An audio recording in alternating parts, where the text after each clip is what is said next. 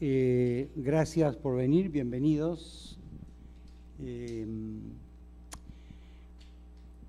No sé si exactamente un día como hoy, pero por acá, por estos días, Guayo se debe acordar mejor que yo, hace 9 años fundamos la Asociación de Autores de Fotografía Cinematográfica del Perú, DFP, en un evento sensacional, para no olvidarnos nunca. Y con la presencia y padrinazgo del maestro César Charlone, ¿se acuerdan? Hace 7 años, no en esta sala, sino más allá, firmamos el acta fundacional de la Federación Latinoamericana de Autores de Fotografía Cinematográfica, FELAF, con 5 o 6 países, no recuerdo, que ahora somos 9, y seguiremos creciendo. Seguro. Y hace 3 años, o sea, digo todo esto porque nos liga mucho con este festival. Estamos bastante hermanados con este festival y agradecemos que haber vuelto a la presencialidad para vernos las caras y hacer las cosas más interesantes, ¿no? Y hace 3 años conseguimos sacar del jurado de ficción el premio a la mejor fotografía para que sea juzgado por fotógrafos, por directores de fotografía. Es algo que estuvimos trabajando largo tiempo con el festival y hace 3 años lo logramos. O sea, no sé si es un día como hoy, pero en una semana como hoy fue que conseguimos estas cosas y espero que sigamos consiguiendo más, como por ejemplo más talleres, más charlas, más eventos, con la participación de gente como la que tenemos hoy de invitados. Entonces, pues la presencia de estos colegas creo que es la mejor manera de festejar estos acontecimientos. El sábado tuvimos una charla con Claudia Becerril, que está allí, toda escondida con su mascarilla negra. Ella es directora de fotografía mexicana, AMC, ganó el premio a la mejor foto acá en 2020 y ganó el Ariel 2021. Estamos hablando de palabras mayores.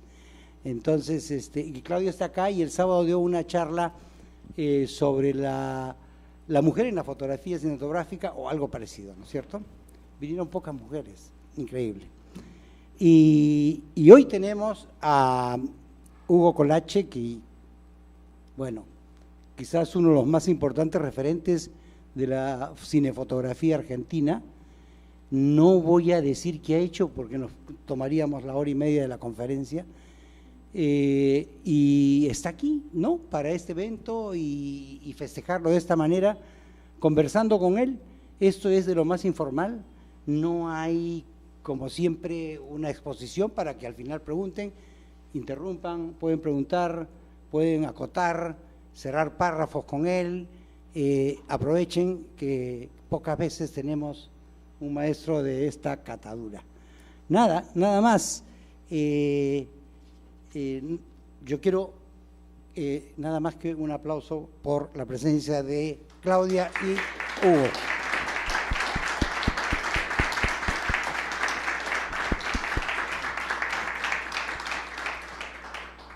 Bueno, buenas noches a todos, muchísimas gracias a todos y a todas. Muchas gracias. Nosotros, los directores de fotografía que estamos acostumbrados a estar detrás de la cámara, a mí particularmente me gustaría estar de ese lado ahora y no estar acá apuntado por una cámara. Pero bueno, hay que dar la cara y hacerse cargo. Me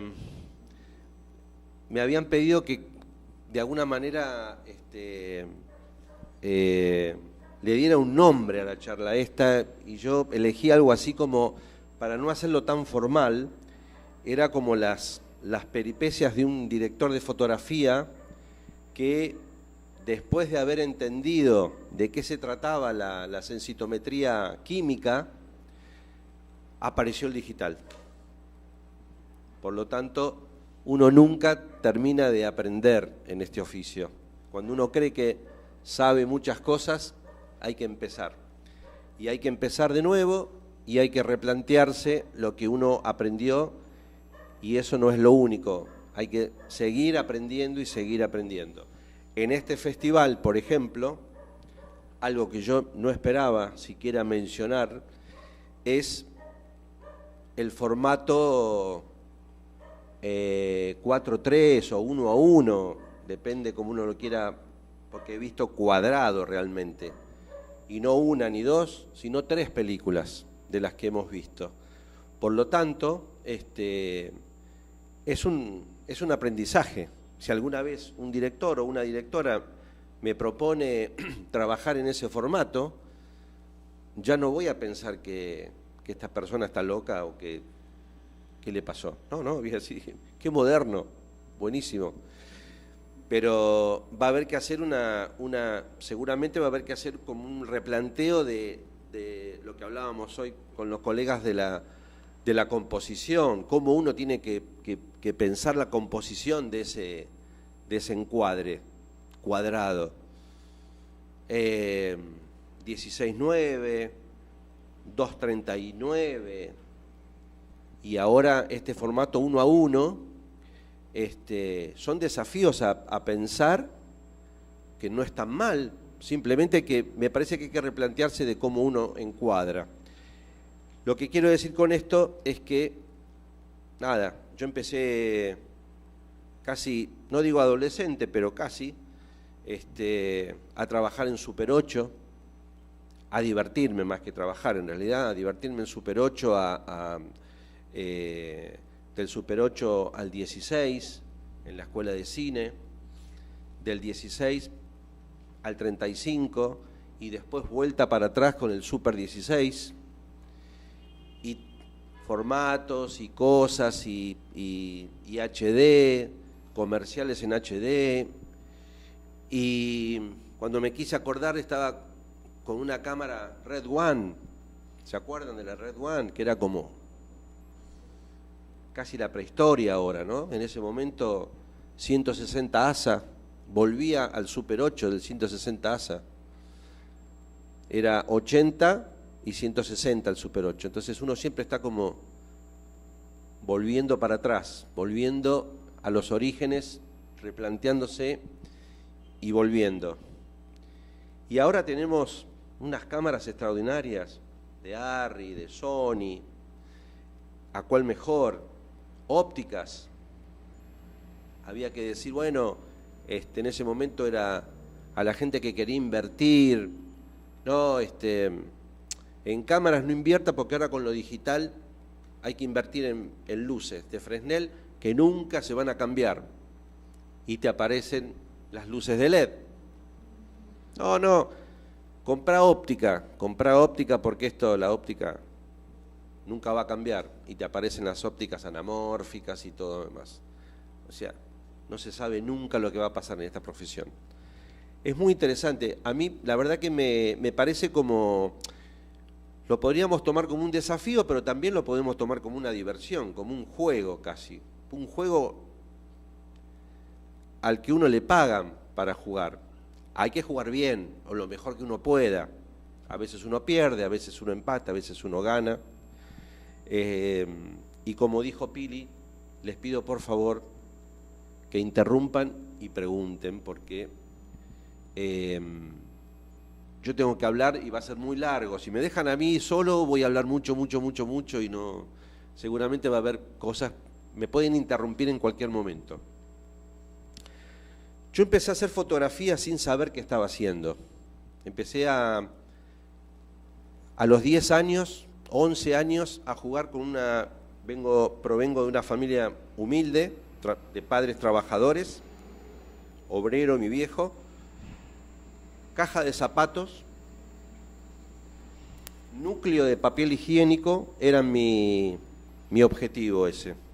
Dos núcleos del papel higiénico, es el cartón el duro, los unía, un agujero en cada lugar de la caja de zapatos y ahí metía el objetivo. Por un lado miraba, por el otro lado salía la imagen. Y jugaba con esa caja, sin saber mucho.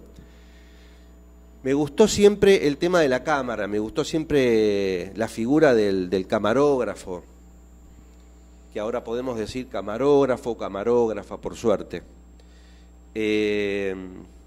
en un momento me enteré que había un curso, una escuela de cine, relativamente por la zona en la que yo vivía, cerca, no muy cerca, y me anoté para hacer cámara. Mi objetivo era hacer cámara. Y ahí me enteré que había una figura que era la dirección de fotografía. Yo no sabía bien qué era. Y a medida que fui estudiando y fui teniendo maestros y materias que tenían que ver con la fotografía, me di cuenta que había ahí algo expresivo en la fotografía. No era solamente poner una luz y que se vea. No era poner una luz para que el negativo esté impreso. Era mucho más, era muchísimo más. Era acompañar una idea, acompañar un guión. Con el tiempo fui entendiendo la lectura del guión, lo importante de la lectura del guión, para poder hacer una devolución al director, a la directora que sirviera la película realmente. Aprendí a proponer imágenes que reemplazaran diálogos. Los diálogos en el cine siempre son la voz del guionista en última instancia. Y si hay algo que podemos trabajar en la imagen para reemplazar ese diálogo, para reemplazar esa información, es mejor que el espectador tenga la información a través de las imágenes que nosotros podemos inventar, procurar, desarrollar, y que los diálogos, que la información bajada al espectador. Esa es la más fácil, ¿no? El diálogo.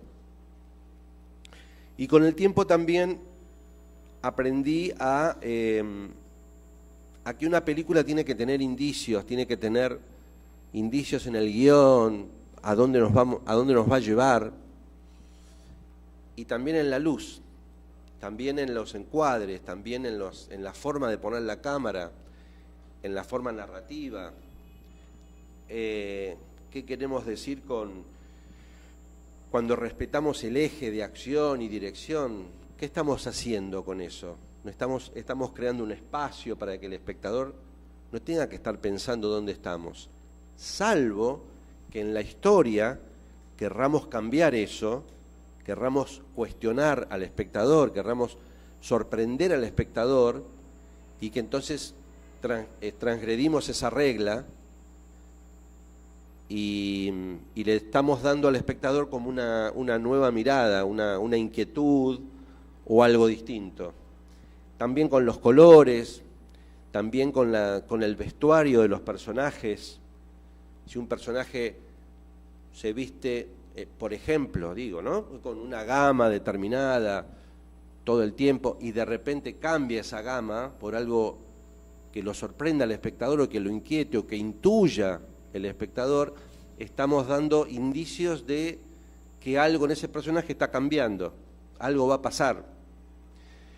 Lo que quiero decir con esto es que me tocó muchas veces trabajar con directores o directoras que cambiaban esa regla porque sí, ¿no? Porque sí.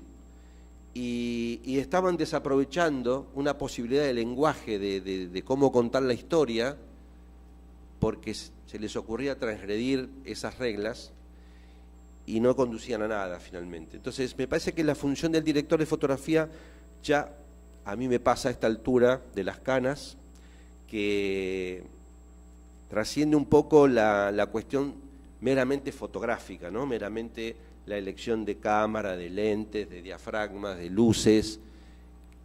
Quiero ir más allá, quiero inmiscuirme en la narración. O sea, la fotografía como tal tiene que hacer ese aporte. Y me parece que en esta cuestión de la transición, por suerte pertenezco a una generación, tal vez como Pili, no tal vez, seguro como Pili también, que hemos hecho muchas cosas con el negativo, con el fotoquímico, muchas cosas que hemos hecho cuando no existía la truca digital, cuando no existían era solamente el trabajo de color posterior, eran tres botoncitos con los colores y un botoncito gordo que era más oscuro, más clarito, ni siquiera más contraste. O sea, el contraste había que hacerlo uno, in situ. Había que ir descubriendo una cantidad de cosas en el rodaje que no se podían hacer después. Y nosotros en la fotografía, con lo digital, en la postproducción vinimos mucho más atrás, fuimos los últimos. Sonido empezó con hacer todo su trabajo digital, después apareció el Avid en edición y por último nosotros tuvimos herramientas digitales para trabajar. Primero escaneando negativo, que era casi la mejor combinación. Pensábamos un negativo de 35 milímetros escaneado a 2K o HD o lo que sea, nos daba la posibilidad de trabajar un rojo, saturarlo más, saturarlo menos. Hice una película que tuve la suerte de ser... Esa película fue premiada a la fotografía en el festival de España, ¿cómo se llama? El de... No, el de... San Sebastián. Gracias, San Sebastián. Y fue la primera película argentina que se premió en la fotografía, que se llamó El Nido Vacío. Y me dieron a elegir los productores y el director, que también era productor, me dio a elegir, filmamos en Super 16 y lo hacemos todo fotoquímico. No, perdón, lo hacemos en 35 y hacemos todo fotoquímico, o Super 16 y tenés la posibilidad de escanear y hacer el trabajo de color en digital. Y por supuesto elegí esa combinación, preferí sacrificar el negativo, preferí sacrificar la captura, que yo ya tenía experiencia en trabajar en Super 16, pero quería trabajar con esta herramienta relativamente nueva, que era trabajar el color en forma digital. Y después filmamos en Israel, y ahí no tenía mucha experiencia en Super 16, era un laboratorio de Kodak, entonces decidimos que toda esa parte fuera en 35, fue lo único que se filmó en 35, que venía bien porque aparte eran paisajes, era mucho exterior en Israel, planos bastante abiertos y eso, entonces nos vino bien el 35 para tener ya la máxima posibilidad de ese momento. Quiero decir con esto que pertenezco a esa generación que pudo tener toda la experiencia del negativo, equivocarse con el negativo, haberse equivocado en la exposición, haber metido la pata muchas veces, y que después aparece el digital y aparece todo un mundo nuevo, pero que en la memoria nuestra, como directores de fotografía, todavía hay algo de esa cosa de trabajar el negativo, del cuidado, de trabajar como si uno no tuviese la posibilidad de redimir después las macanas que uno se manda en el rodaje. Entonces yo casi diría que es un divertimento, la verdad, trabajar ahora con el digital, porque ya he trabajado, he sufrido, he padecido angustias, esperar al otro día a ver qué pasaba. Como me decía Pili, los argentinos teníamos la suerte de tener un laboratorio, entonces era como al otro día. Él decía que filmaba un largometraje entero y se enteraba después de lo que podía pasar. Por eso digo, uno la padecía realmente. Así sea un día o días o semanas, pero la padecía. Con el digital, primero algunos de ustedes se debe acordar, tener una cámara, la Arri 3 por ejemplo, tener una camarita para el video assist, y que decíamos nosotros un poco en broma, un poco en serio, que pasaba alguien por el estudio barriendo y decía, uy, está un poco oscuro esto, ¿no? Todo el mundo opinaba sobre la imagen que se veía.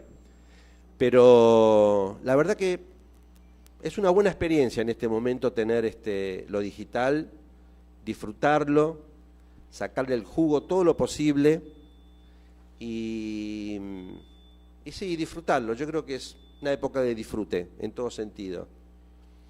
Así que bueno, espero las preguntas, a ver. Diga.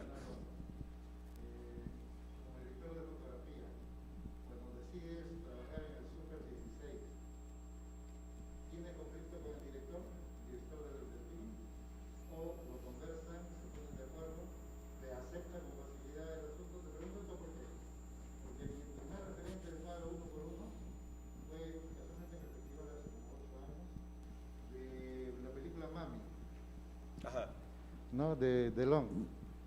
Esto me sorprendió que empezara en el formato 1:1, pero en determinados momentos de la película el formato se abre totalmente a pantalla completa, al 16:9, y te da la sensación como espectador de que el lenguaje primero en 1:1 es esto, muy íntimo. Y cuando el personaje que era muy conflictivo, siente cierta libertad, el cuadro se abre. Cuando vuelve a tener digamos, esa sensación de opresión, el formato se cierra.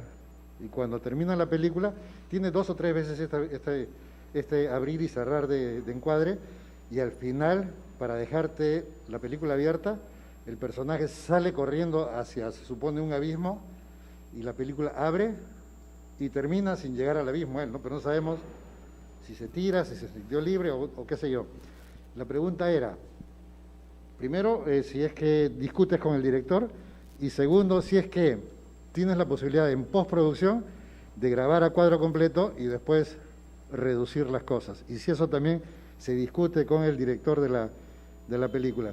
Después de eso no tengo referencia porque yo ya no veo, hace varios años, entonces no tengo referencia, pero sé que el formato está variando y está enriqueciendo además el lenguaje cinematográfico, porque un director de fotografía que solamente se dedica a la técnica y que no puede manejar el lenguaje, no sé, creo que va un poquito quedándose en el pasado.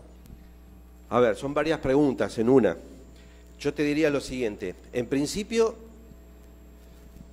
uno siempre tiene que estar de acuerdo con el director o la directora, siempre. No hay ninguna posibilidad, ojalá el director de fotografía tuviese la posibilidad de tener más poder con respecto a algunas cosas.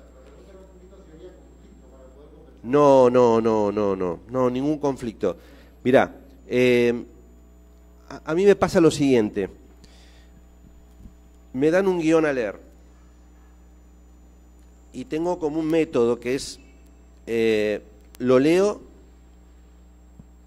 trato de leerlo lo más seguido posible, no dejo de un día para el otro, trato de tomar, bueno, hoy a lo mejor tardo en empezar a leerlo, pero cuando determino que lo voy a leer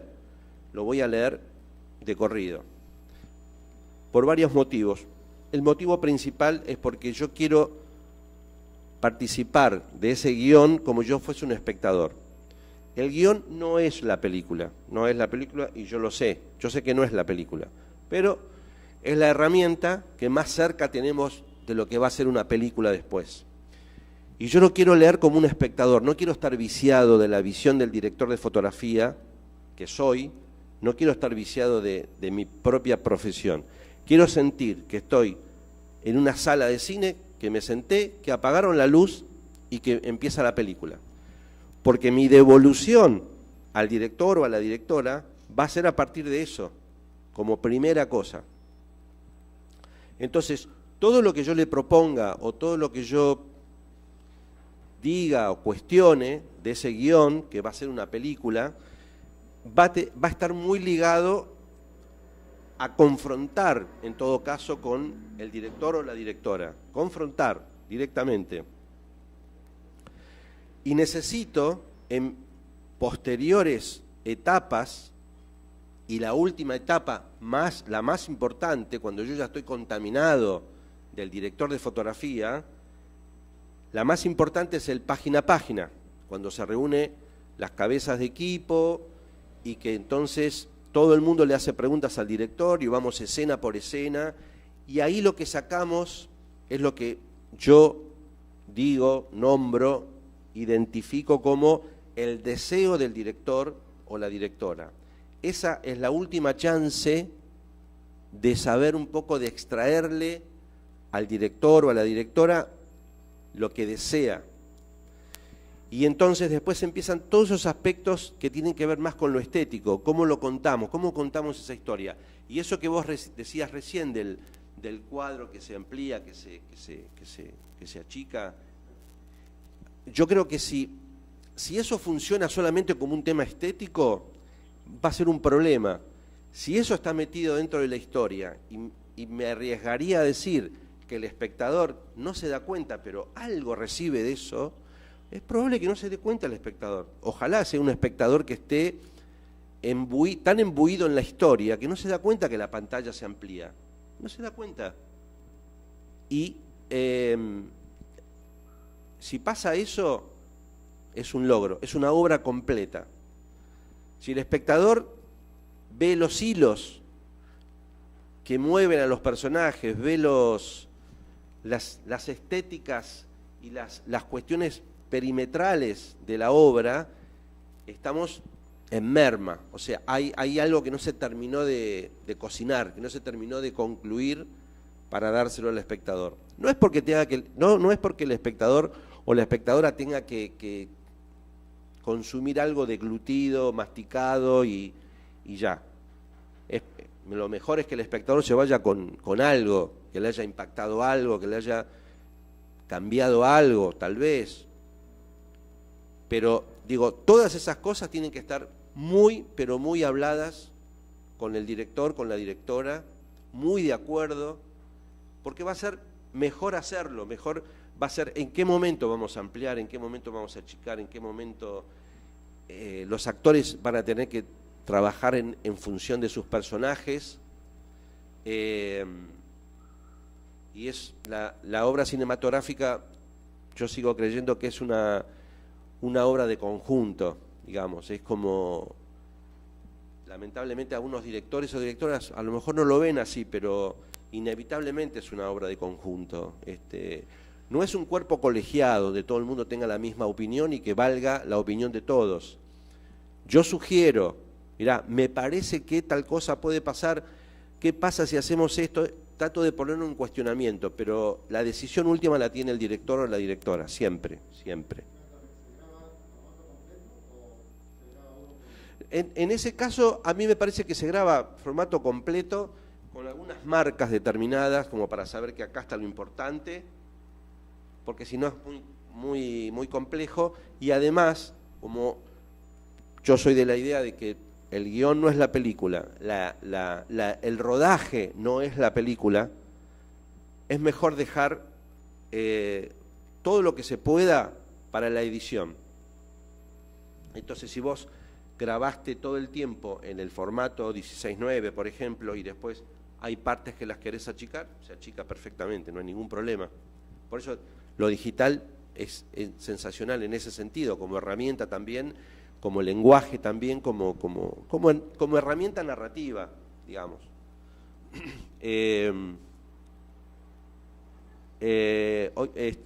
Ahora llego a Buenos Aires y empiezo un rodaje de una película que transcurre en el 1860 y algo, y el director estaba un poco dudoso si trabajar en 16:9 o el formato más apaisado, ¿no? 2:39, y yo le sugería hacerlo en 2:39 porque hay muy poquito, se van a filmar unas cosas de exteriores en el campo, en la pampa, así que no hay nada absolutamente, entonces es mejor tener ese paisaje bien apaisadito, bien compuesto, tal vez con mucho cielo, y después nos metemos casi en un campamento nocturno y en una carpa de esa época, en un diálogo de varias personas. Hagámoslo 16:9 y después vemos. Hagámoslo 2:39 y después vemos. Son decisiones que para mí, todo lo que se pueda dejar para después, mejor.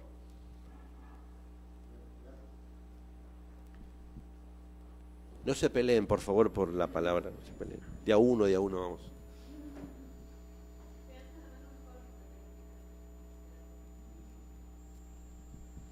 Sí, pa. Sí, porque así queda grabado. Ok, gracias.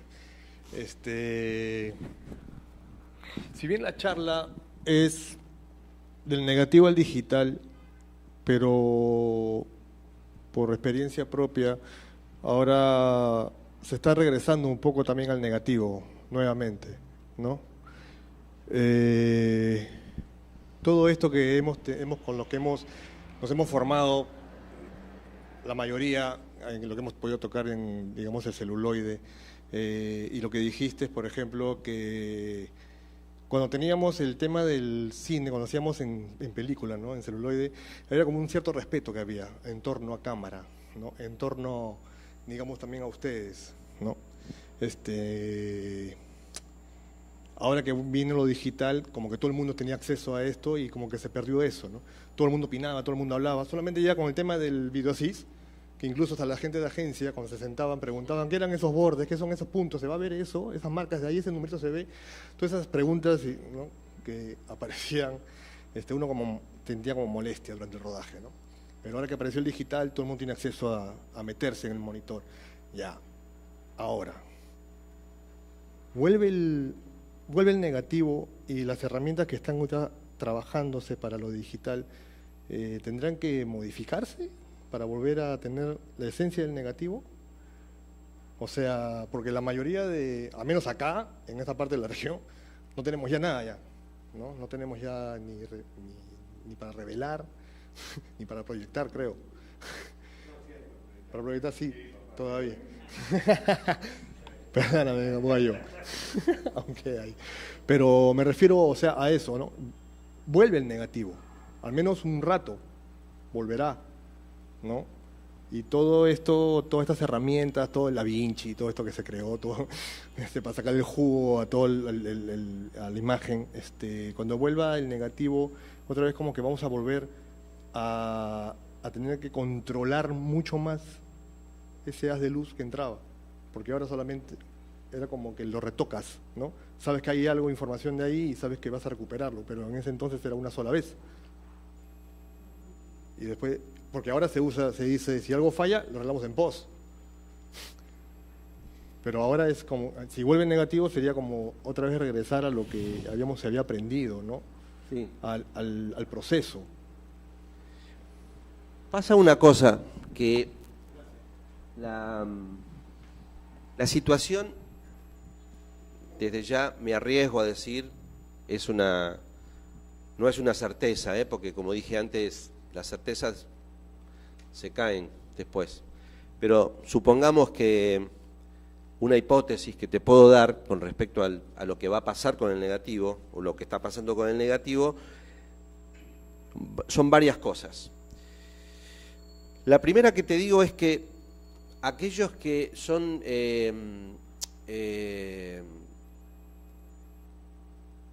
los que deciden hacer algún trabajo con el negativo y todo lo demás, son en general gente muy joven que no pasó por la experiencia del negativo y es como si quisieran decir, voy a visitar a mi abuelito antes que se muera, antes que desaparezca, lo voy a visitar y lo voy a...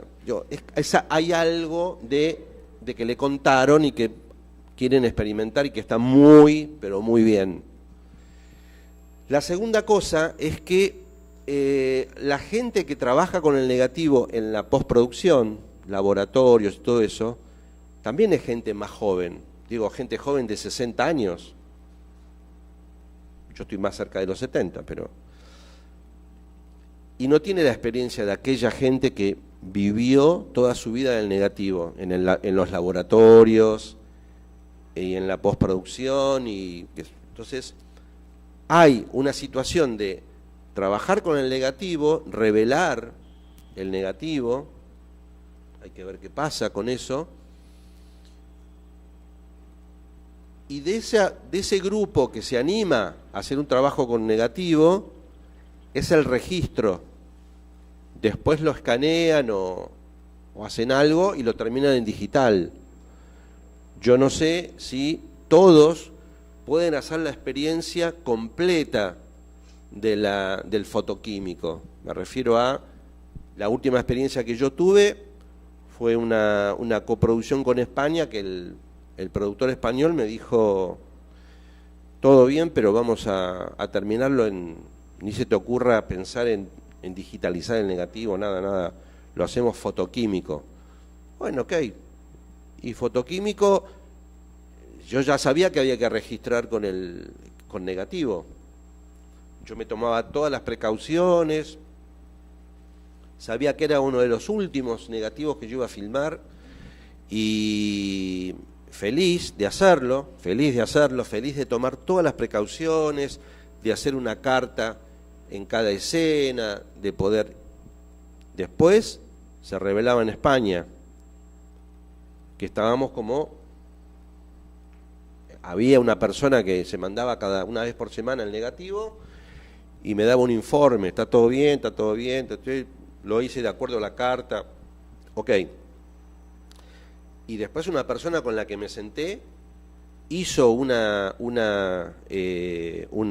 copia, la primera copia, salió bastante bien, y el tipo me dijo, bueno, vamos a tomar nota para hacer la copia definitiva. Empezó la proyección, estaba, esto es un poquito más rojo, o sea, fue una situación no muy agradable, porque yo estaba acostumbrado a otra cosa, estaba acostumbrado yo a sentarme con el colorista, a trabajar en la máquina que sea, hice muchas en España, y acostumbrado a trabajar, nunca había trabajado hablando con el colorista ahí al lado, tomando nota. Una sola copia, la primera, y después, yo había trabajado ya no me acuerdo ya ni cómo se llamaba el aparato donde veíamos y corregíamos las luces. Entonces, no fue una situación agradable porque yo sentía que no tenía tanto control.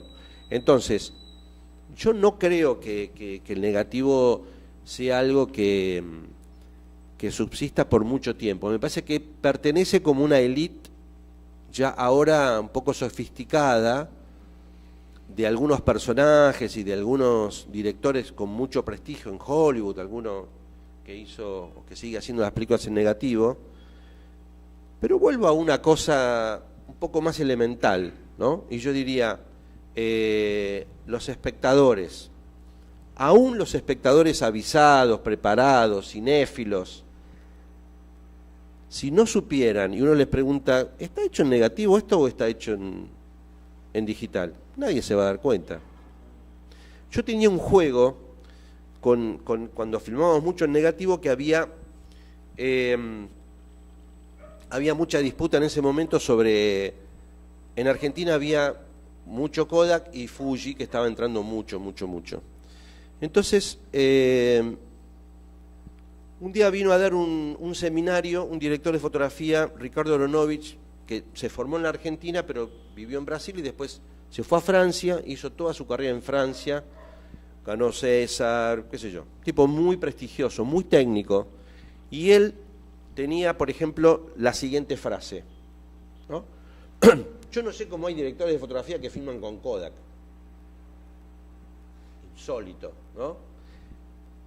Fuji tiene esto, el contraste de Kodak es horrible, no sé qué. Un día vino a dar un seminario, había que ir por currículum y qué sé yo, bueno, yo me anoté, tuve la suerte de estar ahí, hicimos muchas pruebas, y yo era una especie de encargado de el contacto de la filmación con el laboratorio, entonces había que copiar solo con la carta de gris, o sea, había una carta de gris, filmábamos eso y después con el mismo diafragma se filmaba todo. La verdad que aprendí muchas cosas de este tipo. Y se filmaba con Fuji y se filmaba con Kodak. Y vimos diferencias realmente. No era tan grave como él decía, tenía un contraste determinado. Había filtros que respondían mejor con Kodak y mejor con Fuji, por ejemplo. Había situaciones con la misma luz que respondía distinto un negativo a otro. Y lo más importante era saber si cuando uno filmaba con un negativo u otro, realmente un colega cualquier colega nuestro, que el más hábil, el más avesado, el más objetivo de todo, se diera cuenta si era con Kodak o con Fuji. Y no te das cuenta de eso. No te das cuenta si está filmado con Kodak y copiado con positivo Fuji o al revés. No te das cuenta, no hay forma de darse cuenta. ¿Por qué no hay forma de darse cuenta? Porque existe algo que yo también lo aplico a la gente de continuidad, que es lo que yo llamo la continuidad emocional. La verdad que acá está presente mi mujer, que fue muchos años continuista, casi una de las primeras continuistas, y me va a matar, voy a tener un problema ahora cuando me vuelva a juntar con ella de nuevo, pero la verdad es que la continuidad de ciertas cosas, como por ejemplo correr un mueble para acá, correr un mueble para allá, no es tan importante, no es algo que el espectador salte y vaya a reclamar a la boletería, devuélvanme mi plata porque acá no va a pasar eso. Y otra cosa que, digamos, quiero vincular el trabajo de uno siempre con el espectador, con la gente que va a mirar, aún con la gente más avesada, con la gente que está más acostumbrada a ver cine, y con los colegas también. Esta discusión es casi permanente. A los colegas más jóvenes les sorprende cuando les digo que esa dicotomía que había, no sé si acá en Perú hubo esa cosa de Fuji y todo eso, que el Fuji es verde, ¿no? El Fuji sale verde, ¿no? Fuji sale verde. Esa era la leyenda, ¿no? La leyenda del Fuji verde. Y el Kodak medio rojito, medio cálido, medio... ¿Y a qué respondía eso? ¿A qué respondía eso? Piensen en la cajita de foto. ¿De qué color es la cajita de Fuji? Verde. ¿De qué color son las cajitas de Kodak? Rojito y amarillito. Y eso era lo que pasaba. Eso era todo lo que pasaba. Imagina que Fuji no va a sacar un negativo que te salga verde. O sea, no hay forma de que los japoneses hagan algo que vayan a decir, vamos a imitar a Kodak, que vamos a venderlo más barato, porque no era más barato Fuji que Kodak, la verdad. Pero bueno, la gente actuaba de esa manera. Entonces, bueno, ya pasó. Para mí ya pasó esa época ya. Adelante. Ahora me van a cuestionar lo de Kodak y Fuji seguramente. No. ¿Te ha aprendido esto? No, lo que yo los creo... defensores de Agfa Geva, con la que también Orwo. Sí. Blanco y negro, Orwo. Sí. No, lo que yo creo, digamos, es que el film va a quedar como un material que se va a usar para guardar la película. O sea, sigue habiendo, o sea, no hay mejor forma de guardar un film en digital ¿no? que no sea fílmico, ¿no? Ahora con poliéster. El LTO también puede ser esas cintas que se usan para... Pero el problema del LTO es que cambia, pues. Entonces tienes que cambiar también tus grabadoras. No es así. O sea, el LTO tiene como una norma que tiene que servir la nueva que aparezca con más definición, con más información. Ajá. El nuevo aparato tiene que poder leer todo, justamente porque es un material de archivo para archivar. Así es un material para archivar. Por eso es que creo que es lo Pero que... no deja de ser, ¿cómo se llama esto? Sí, un material poliéster. Sí, pero no deja de ser... ¿cómo se llama lo que una cinta magnética? Sí, exacto. No deja de ser una cinta magnética. Por el otro lado tenemos poliéster, que va a durar bastante más. Que ya está comprobado que dura 100 años por lo menos. Por lo menos en buenas condiciones. Exacto, ¿no? Entonces exacto. yo creo que es ahí donde se va a dirigir. El LTO sí puede funcionar y está funcionando, sí, pero no es lo más seguro tampoco, ¿no? Claro. O sea, no está probado, por lo menos, de que dure tanto tiempo. Claro, ¿no? Y entonces ese va a ser el lugar, creo yo, de ese negativo. Y ahora que hay el otro sistema que se llama Pico, si no me equivoco, sí, que lo tienen los noruegos, pues, sí, ¿no?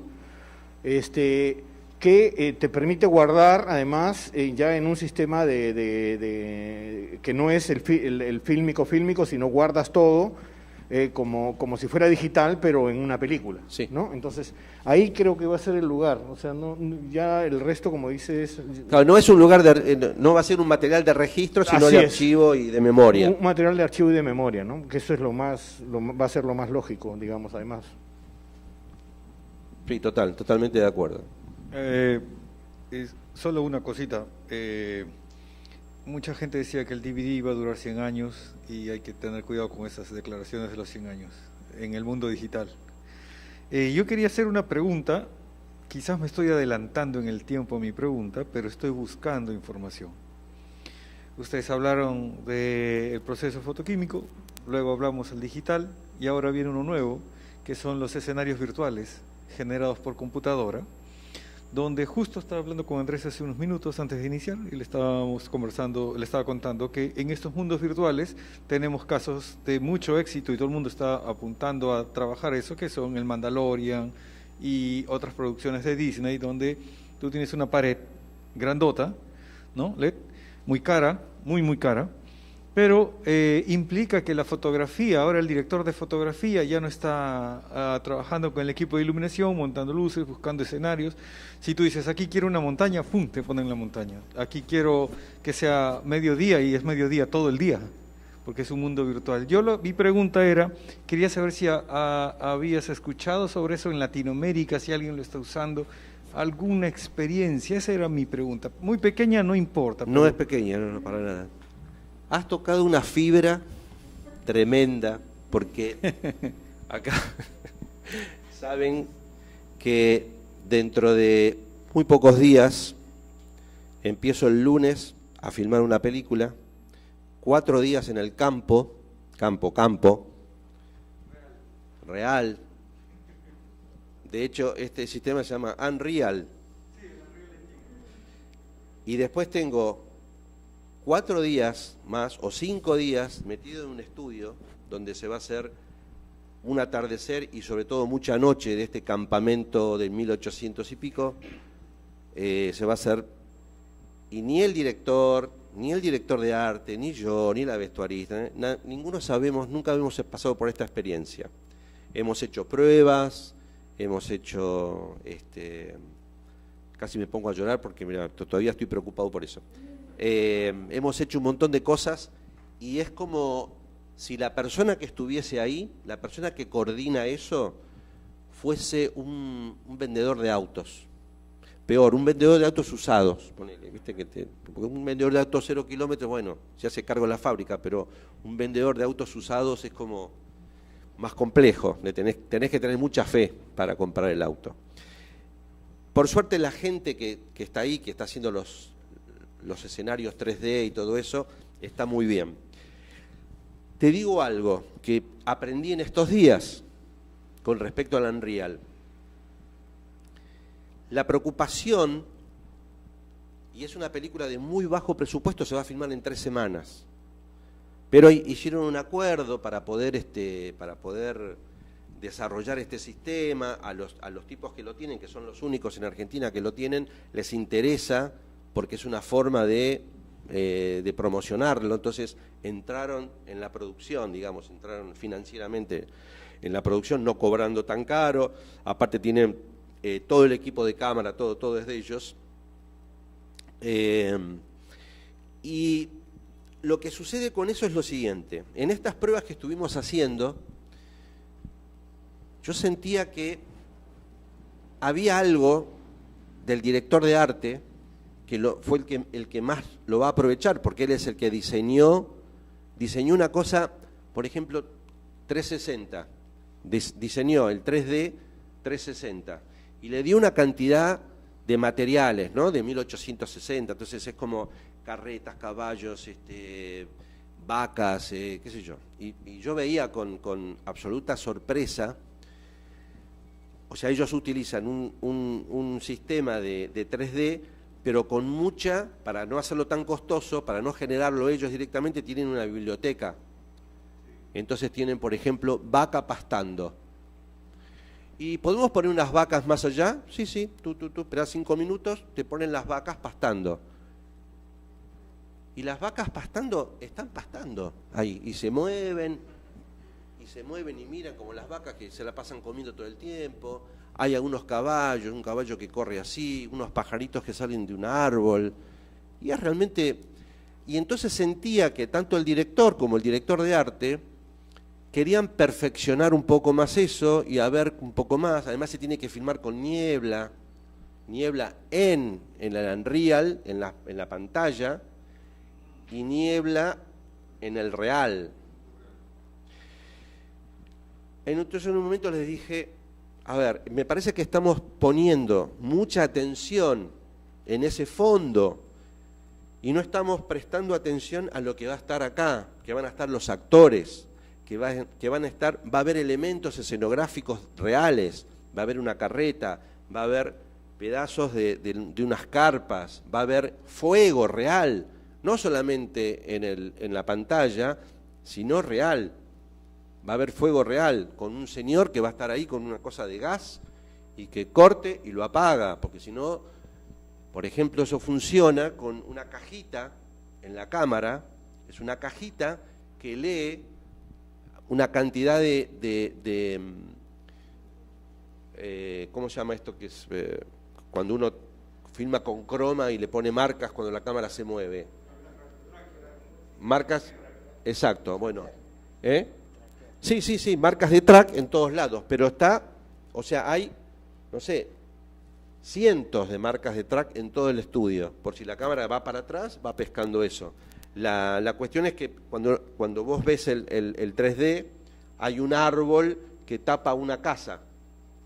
Haces un paneo y funciona tal cual un paneo. El árbol sigue tapando la casa que está en el fondo. Cuando vos desplazás la cámara, se desplaza el árbol y descubrís la casa atrás, tal cual como pasa en la realidad. Entonces, es tan real el Unreal que está todo el mundo preocupado por eso. Por favor, eso va a ser un fondo, va a estar fuera de foco. Nosotros vamos a tener día y noche, pero vamos a estar con niebla. Va a haber niebla ahí, eso va a estar muy brumoso y vamos a tener niebla adentro. Por lo tanto, vuelvo a una cosa que dije antes, no perdamos de vista la cuestión emocional, que va con los actores. Preocupémonos no porque los actores estén bien, no por el fondo, porque el fondo, si hubiéramos filmado de noche en un estudio, hubiéramos puesto todo negro, y era un fondo, la pampa, no había nada, absolutamente, no había nada, absolutamente, un árbol por ahí perdido. Bueno, acá vamos a tener la posibilidad de tener 360 con algún río que esté por ahí, un mojón de agua, algunos árboles, vacas pastando. En el contraplano tendríamos, por ejemplo, unas fogatas. No vamos a poner gente porque la gente no se termina realmente de conformar bien el movimiento, no es creíble. Lo que sugerí es poner a lo mejor gente sentada alrededor de un fuego, que eso a lo lejos, fuera de foco, con niebla, no va a estar tan mal. Y de paso ganan en tener extras sin pagarlos. Y después es el otro problema, preguntémonos cómo vamos a hacer con el plano y contraplano. O sea, vamos a tener que filmar todo con una cámara, agarramos la escena 31 y filmamos todos los planos para allá, con los planos abiertos, planos cerrados, qué sé yo. Ok, ahora vamos a hacer el contraplano. Pero el contraplano no vamos a dar vuelta a la cámara, tenemos que dar vuelta a los actores, porque el fondo tiene que ser el de las pantallas. Solo que en la pantalla va a aparecer el contraplano. Y cuando estemos para allá, en lugar de plano y contraplano, que estemos un plano lateral, vamos a tener que girar 180 y pensar, en el caso mío, cómo venía la luz, cómo venía esto, cómo venía el otro. En todas las pruebas era, no, porque el director de fotografía, acá el problema lo va a tener el director de fotografía, porque tiene que conseguir que el fondo y el presente coincidan perfectamente. Por eso te digo, no es que ya, listo, perdimos ahora la posibilidad. No, al contrario, son desafíos nuevos. Hay que pensar de otra manera la construcción del plano, hay que pensarla de otra manera, hay que pensar en la continuidad de luz, en que sea verosímil esto que está presente con eso. Nosotros en esta película tenemos la suerte de que el director lo que quiere es que esto es una cuestión de... Uno de los personajes es Darwin, el inglés investigador de la teoría de la evolución, que se encuentra con un personaje argentino de esa época, que existió de verdad ese encuentro, pero que no se sabe lo que hablaron. Entonces se va a recrear eso. La idea es, primero filmamos en el campo, de día concretamente, y después se meten en una nebulosa de niebla, como si pasara en otro mundo, como si fuera una cosa muy especial. Por lo tanto, además porque los personajes hablan como si todos fueran filósofos, los indios, los Rosas, Darwin, todos son como gente que piensa, muy intelectuales, una cautiva, una mujer inglesa cautiva de los indios, habla también de una forma muy filosófica, o sea que todo da, toda la historia planteada da como para hacer que ese sea un mundo irreal. Entonces nos ayuda, pero bueno, la verdad que estando ahí seguramente vamos a querer que funcione bien ese presente real que tenemos adelante de cámara con aquel fondo que está proyectado o que aparece en las pantallas. Digo, es un desafío nuevo, no es que, uy, ahora... Totalmente. Es como el mundo de los VFX. Si das un croma y si bueno, hoy el croma lo manejan ahora, qué sé yo, la disyuntiva. Tenemos un grupo de chat, directores de fotografía que trabajamos en películas, en series, qué sé yo, qué sé cuánto. Y yo hay una cosa que me venía preguntando hace bastante tiempo y discutiendo con algunos artistas de VFX, cuando te dan el archivo para dosificar el color, dame los dos archivos, el que yo filmé y el que vos pusiste por separado, porque entonces manejo. No, porque yo... Algunos te dan el archivo juntos, o sea, ya está armado, ya está compuesto. Y vos tenés una dificultad, porque si tocas el fondo, estás tocando lo que vos hiciste de presente. Y entonces en este chat apareció, ¿a alguien le pasó esto? Sí, a mí. Yo levanté la mano enseguida. Me pasa. Entonces se armó toda una discusión y quedamos de acuerdo en exigir, a partir de ese momento, que fue hace un mes atrás, no fue hace tanto tiempo, vamos a empezar a exigir que los VFX nos den los dos archivos por separado. Porque entonces a veces los archivos, el del fondo también lo filmamos nosotros. Y yo quiero tener la posibilidad de trabajarlo de una manera o de otra. No quiero depender de una imagen compuesta, porque voy a tener todas las desventajas y ninguna ventaja.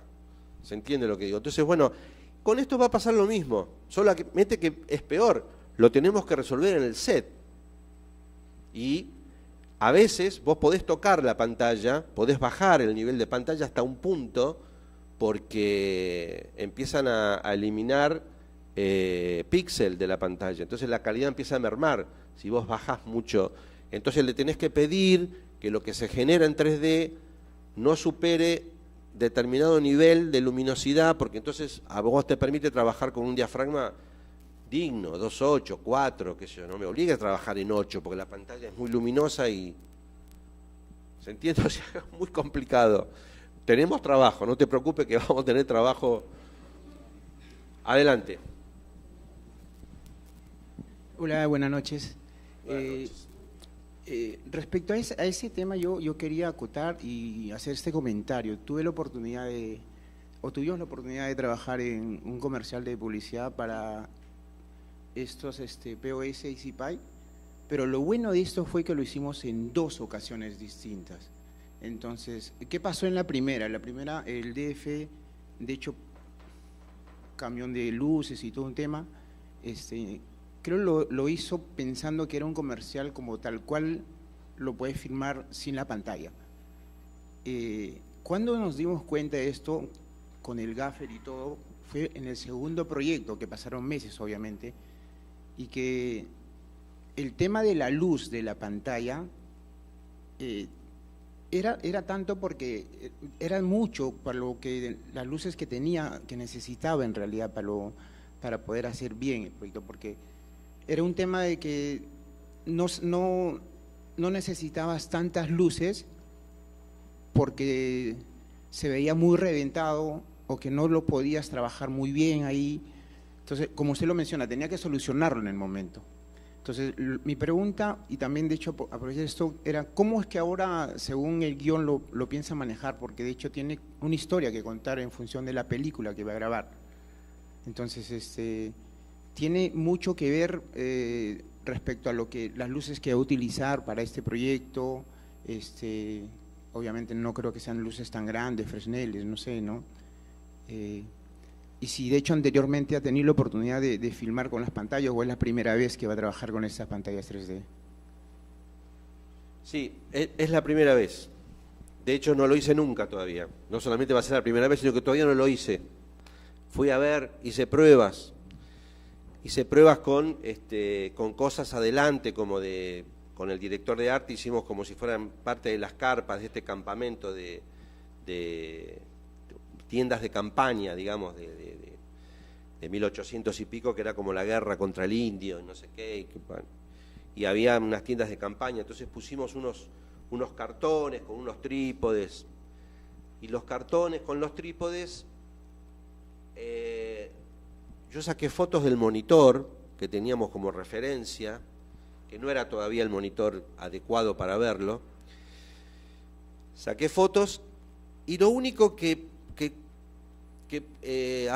lo único que tenía problemas era con el piso, porque el piso no era el piso que íbamos a usar nosotros, que es un piso de tierra, al que se va a poner pasto también, como si fuera el campo.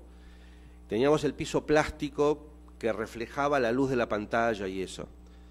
Pero que, salvado eso, hice un pequeño Photoshop, le saqué el brillo, le puse un poco de pasto y eso, y era con unos cartones que parecían las carpas, pedacitos, referencias y qué sé yo.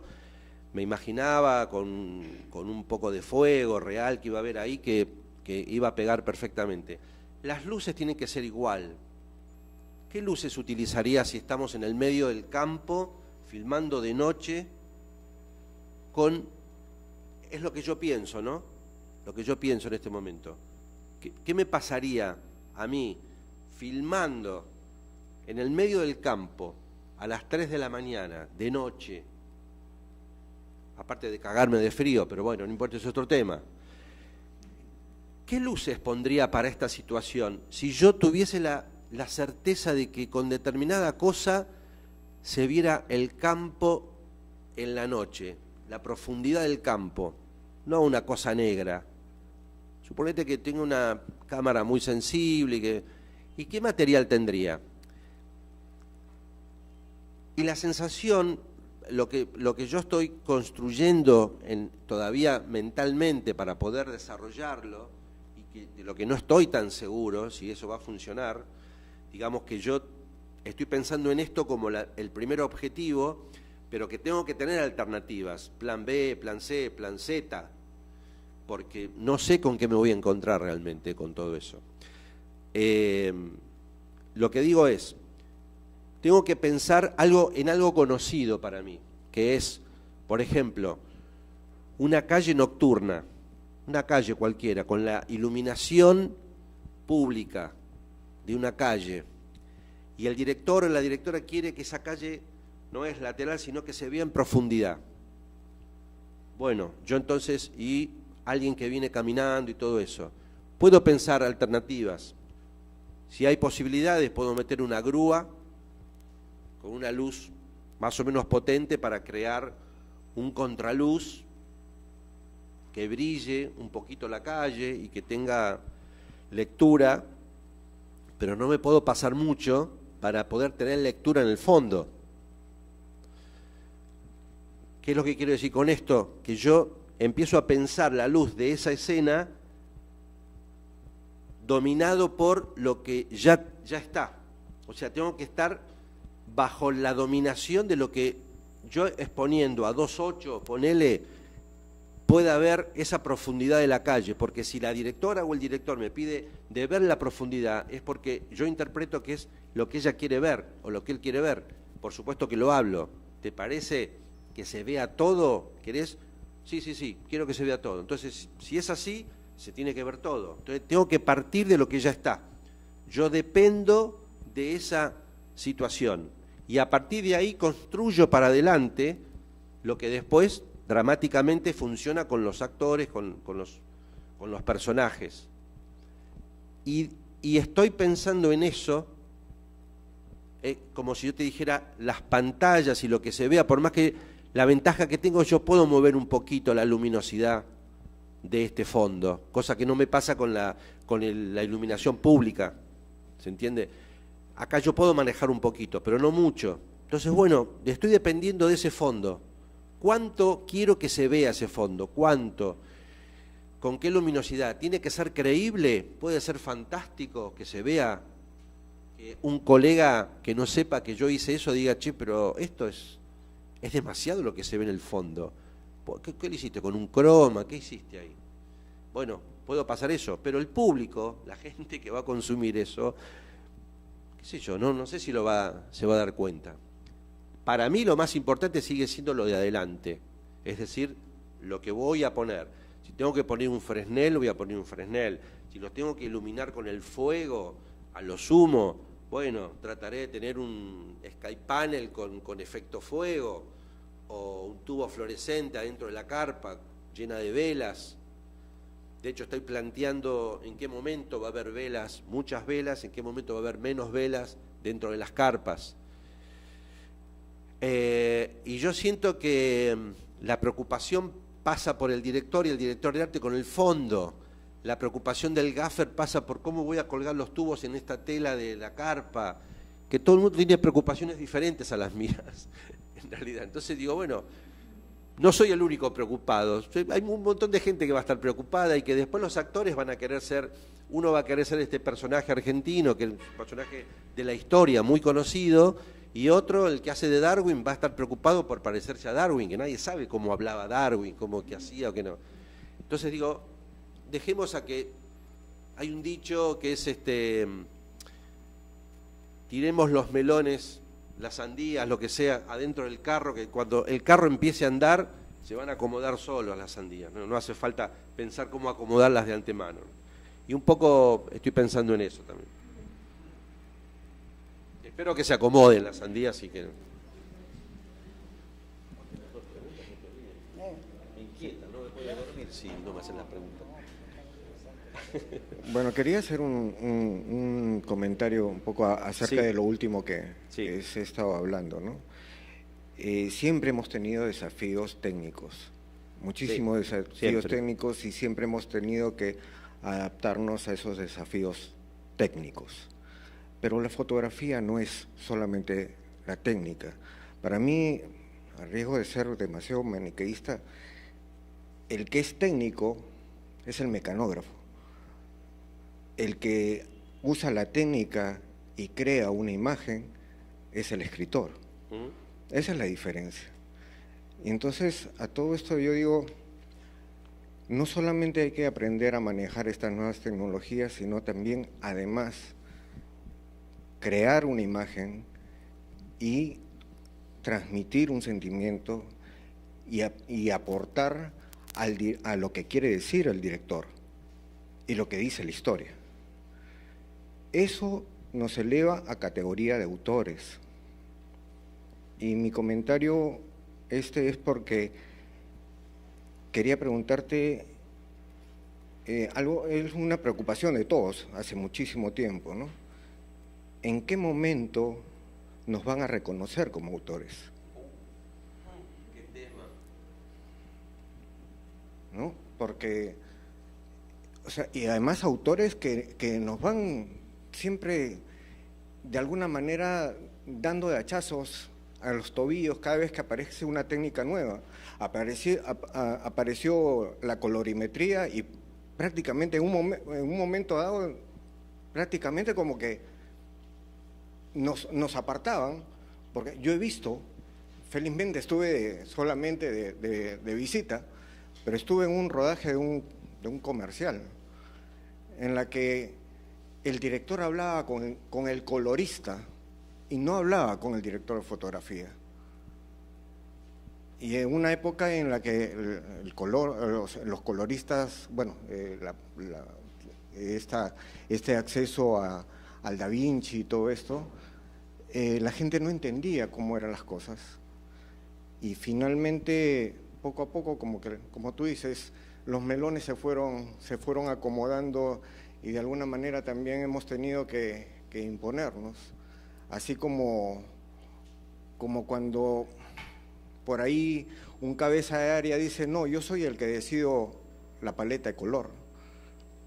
Y uno dice, oye, pero yo soy el que hago la fotografía y estoy en contacto con el director también. Entonces, bueno, era eso. ¿Qué opinas tú? ¿Cuándo nos van a reconocer como autores? Es un tema difícil, tan difícil es que yo creo que políticamente y económicamente no nos van a reconocer nunca como autores. En el mejor de los casos, llegado la posibilidad que haya de que se nos reconozca legalmente, nos van a hacer firmar un papel que diga que nosotros rechazamos eso, si no, no te contratan. En México pasa eso, ¿cierto? En Brasil pasa eso.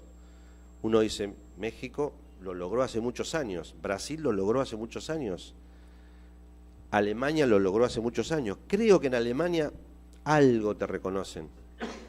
En Estados Unidos no reconocen ni la autoría del director, si quiero. O sea, el dueño de todo es la productora. Yo filmé en Brasil, me hicieron firmar el papelito que yo... Pero aparte te lo dan como como decir, no sé, poneme acá en este papel si sos alérgico a alguna cosa.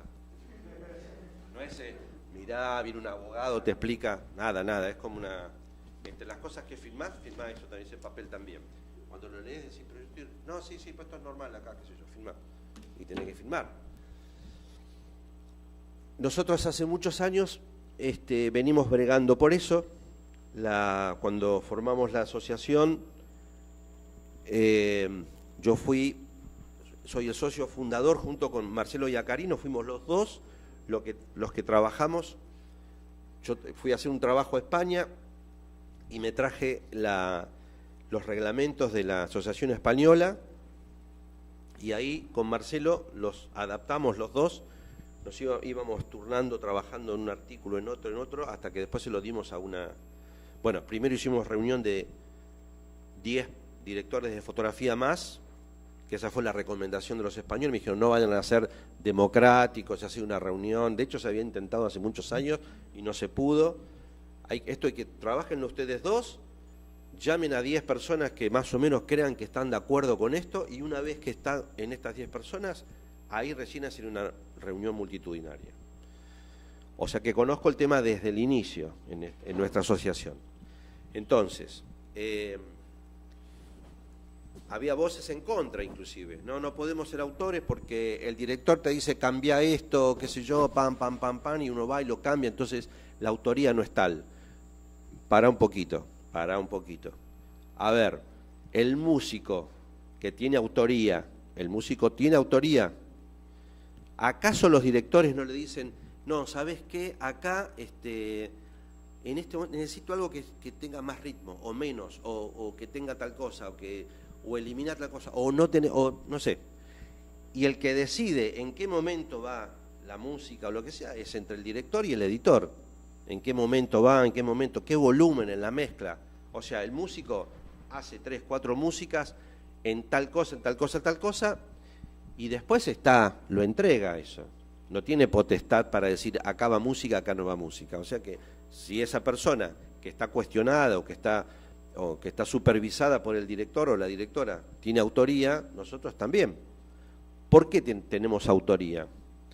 Porque si te llaman a vos para hacer una película y vos haces la fotografía y esa película se hace de nuevo y me llaman a mí para hacer la fotografía, ni mejor ni peor, va a ser distinta. Seguro que va a ser distinta, porque vos hablaste con el director de una cosa, yo estuve preocupado por otra, y ninguno de los dos hablamos entre nosotros, pero cada uno le da una impronta personal de lo que uno sabe, quiere. Entonces hay una autoría ahí, no es que no hay una autoría. Ahora bien, yo decía política y económica. No sé bien cómo es, supongo que en todos los países debe ser igual. Para la autoría, los directores en Argentina lo han logrado relativamente hace poco, crear una sociedad de gestión y que les va muy bien y que tienen un montón de plata. Creo que es la institución de cine que más plata recauda y que, qué sé yo, es algo impresionante. Compraron un campo y armaron...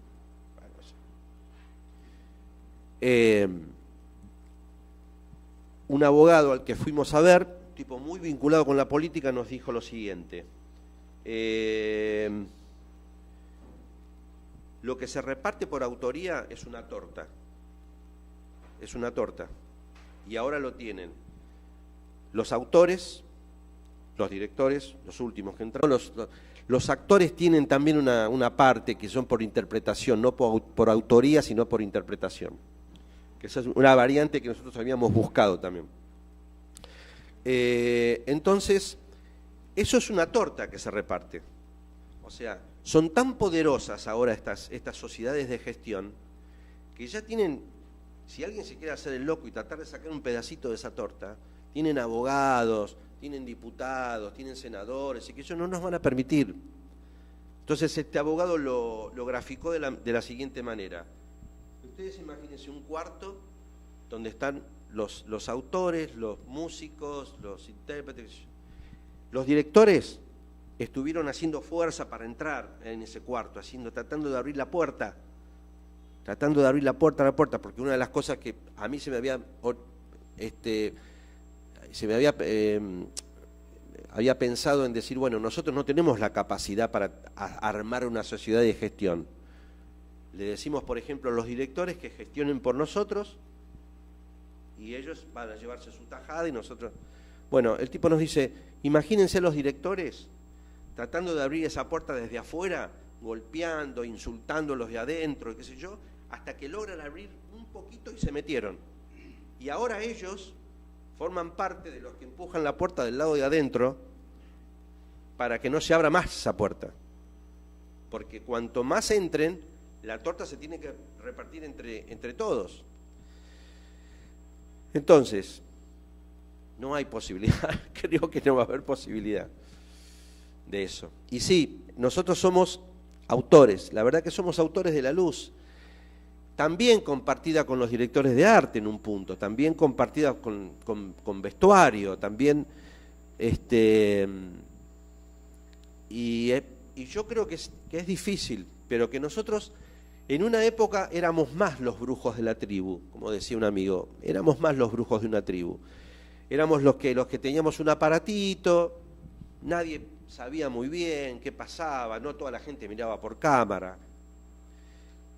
Poníamos la luz ahí, íbamos midiendo, corregíamos, apartalo, concentralo, abrilo, llevarlo para atrás, ponerle una difusión, ponerle un color.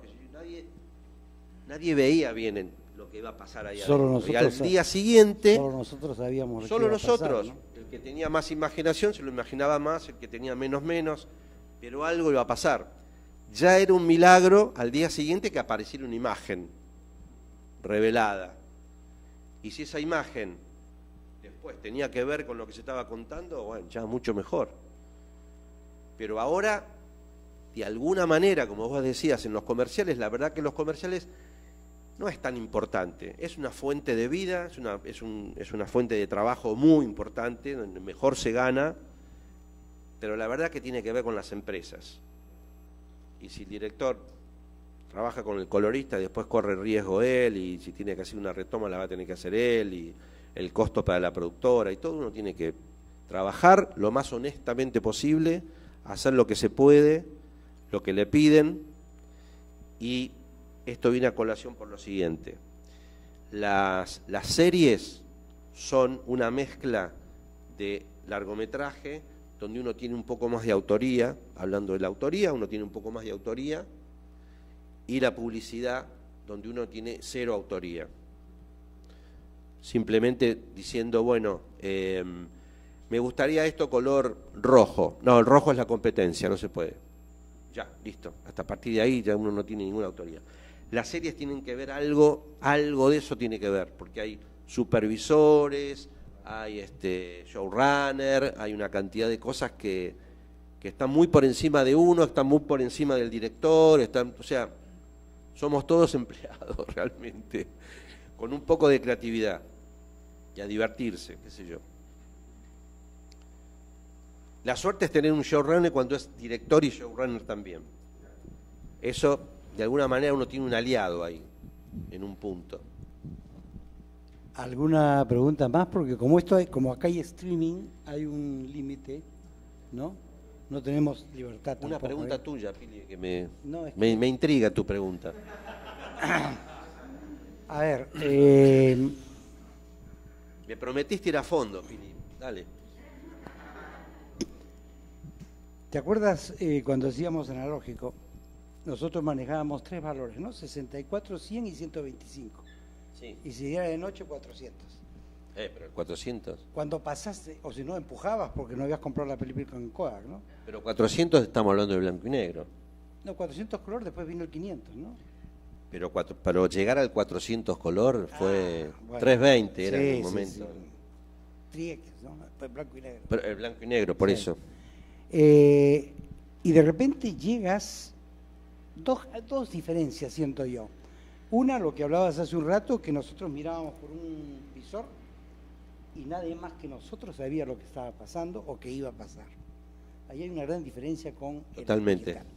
Y la otra es esto, la sensibilidad, que de repente pasas a 800, a 1600, a 2500. Las noches dejaron de ser azules porque ya no ponían luz, ahora tienen la luz del poste.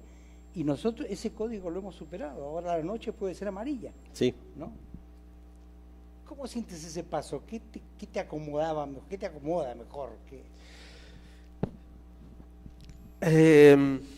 Yo creo que uno se siente muy tranquilo de decir, mira, tengo 1600 asas en la cámara.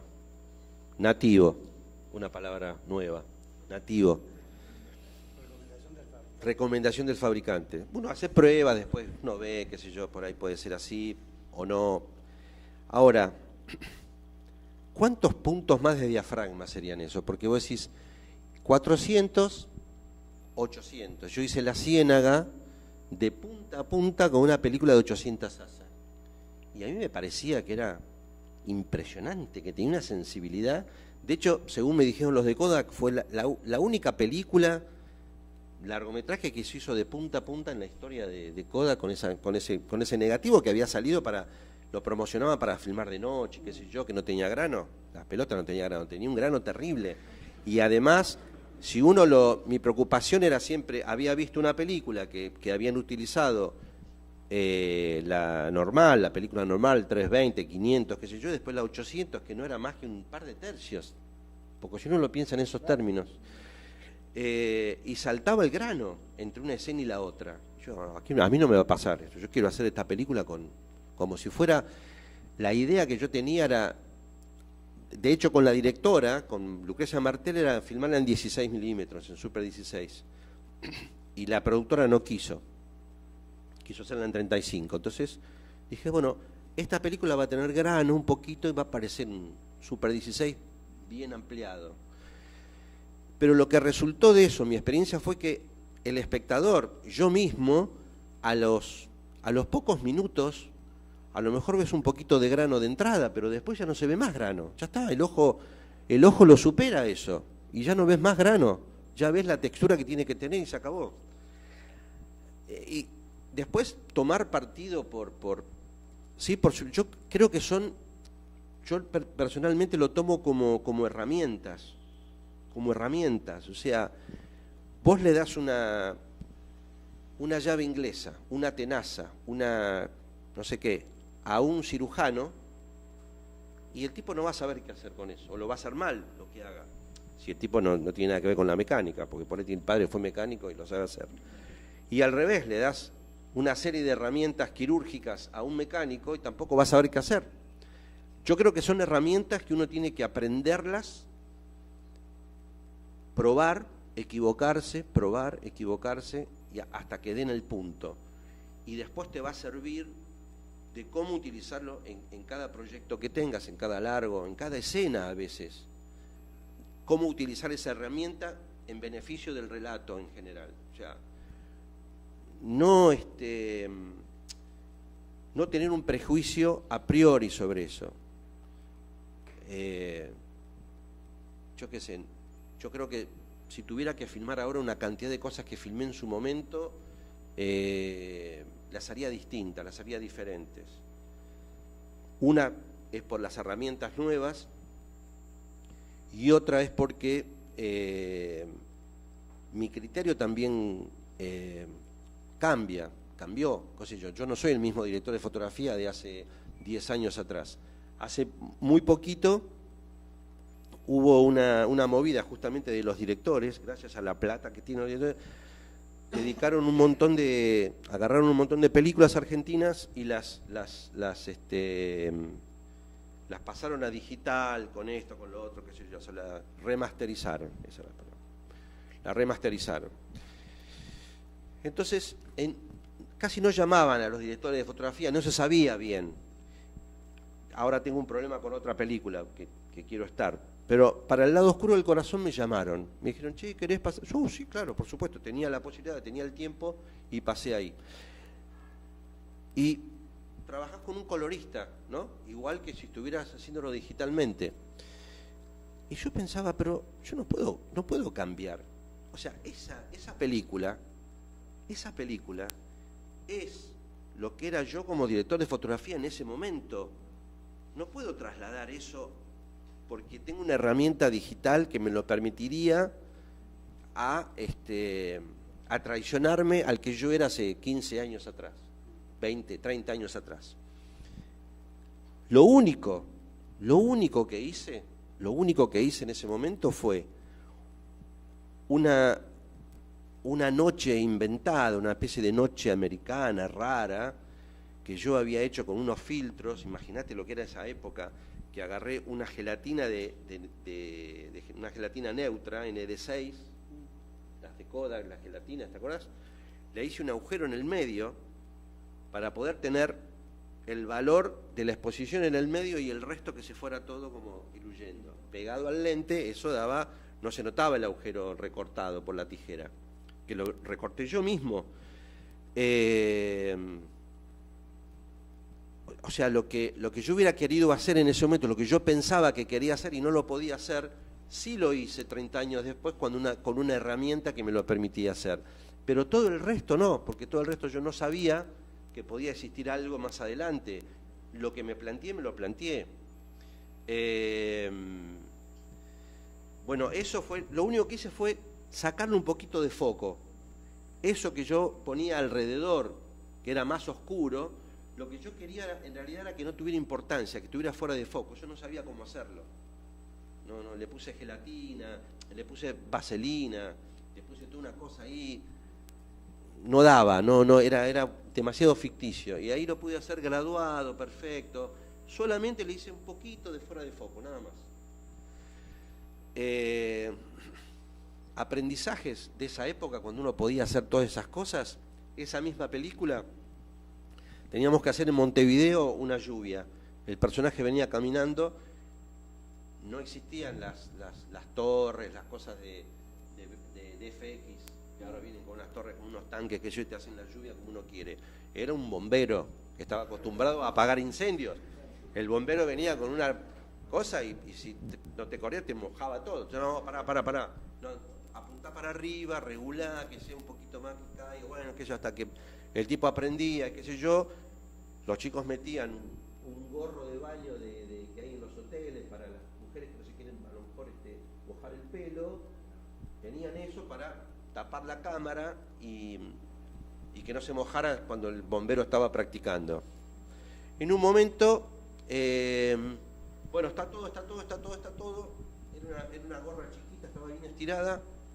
Y yo miro por cámara y el tipo estaba probando la cosa y mi preocupación era que se mojara adelante y atrás estaba todo seco.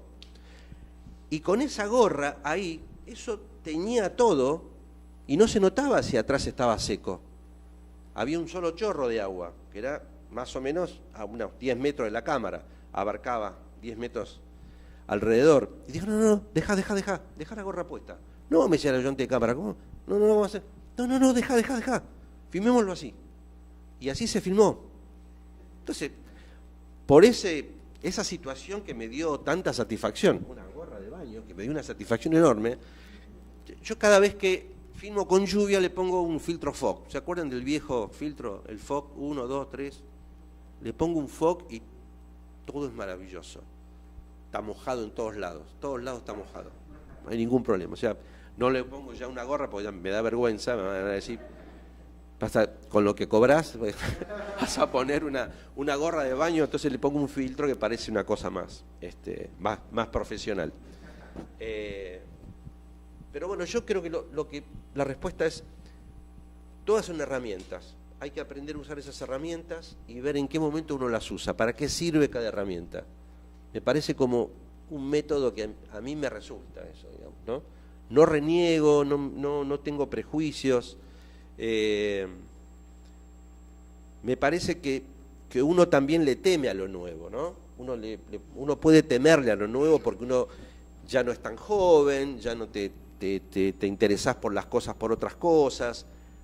Dejé de trabajar un poco en publicidad también por eso, porque los directores son nuevos, son jóvenes, entonces quieren experimentar cosas que uno ya experimentó y que sabe que a lo mejor eso no va a funcionar. Y uno tiene que simular, bueno, sí, probémoslo, a ver qué pasa, que si yo no sabe que no va a funcionar eso. O uno le propone una cosa que parece más fácil, a los tipos dicen, no, viste, quieren hacer buena letra con el cliente, con la agencia, con todo, entonces la complican de una manera, qué sé yo. Entonces, la verdad que me cansé un poco de eso, pero son herramientas, son situaciones con las que uno tiene que lidiar todo el tiempo, uno tiene que incorporarlo eso. Lo tiene que incorporar para usarlo o para descartarlo. No para tenerle miedo, no para decir, uy, esto ahora... Yo conozco, por ejemplo, asistentes de cámara muy buenos en lo fílmico, que en cuanto apareció la primera cámara, Larry 3, y después las otras, Larry Cam, qué sé yo, que empezaron a tener alguna cosa electrónica, se asustaron y dejaron de trabajar en el medio. Dejaron de trabajar en el medio, porque a lo mejor había alguna cuestión electrónica, que era cuestión de ponerse a ver el manual, incorporarlo y trabajar, sin problema. Última. Ahora en el digital, ¿cuál es tu elección preferente? ¿Las cámaras o las ópticas? Sí. Y la primera respuesta que me aparece es lo mismo que dije de los negativos. ¿Vos serías capaz de ver una película y decir, está hecha con tal cámara, está hecha con tal óptica? ¿Serías capaz? No. Entonces, claro, entiendo. Yo trabajaría... Estuve haciendo la serie de Maradona con la ARRI nueva, la LF, la Alexa LF. Y en México, cuando me tocó la parte de México, a Buenos Aires no había llegado todavía la Alexa Mini LF, y en México pude tener la Alexa Mini. Entonces, la verdad que me dan ganas de probarla, había esa posibilidad de probarla, la probamos. Y si yo pudiese elegir absolutamente y no existiera un productor con una plata determinada, elegiría esas cosas que me dan la mejor posibilidad de registro, y que después yo pueda utilizar la herramienta del color y la postproducción, siempre desde el trabajo de uno del color, no digo los VFX, digo sentarme con el colorista al lado y que me dé posibilidades de, bueno, a ver, mostrame esto, cómo podemos destruir esta imagen que está tan nítida, cómo podemos hacer con esto, mostrarme posibilidades y poder elegir eso. Me parece que partir de la base de hacerlo todo en el rodaje es muy arriesgado. Una pequeña anécdota, chiquitita. El director de esta película que voy a hacer, vamos a filmar con 2 cámaras. Hay un momento, hay 8 días de las 3 semanas, hay 8 días que se desarrollan adentro de una carpa que vamos a filmar con 2 cámaras. Ok, entonces en un momento el director me dice, a mí me gustaría contar con buenos cameraman o camarógrafas, qué sé yo, que puedan en algún momento del diálogo o en la mirada o algo hacer un toquecito de zoom. Tiene como esa idea, ¿no? El director de hacer como un pequeño, casi como hemos visto películas o series, o hay series en particular que lo tienen, que es como un pequeño latigazo chiquito, como si fuera un error, que el tipo quiso tocar algo y tocó el zoom y lo acercó. ¿Se entiende lo que digo, no? Bueno, ok. Lo primero que hice, bueno, tenemos que conseguir zoom cortos para poder hacer cámara en mano y que no sea. Entonces, bueno, unos Angenier, línea roja, 30-80.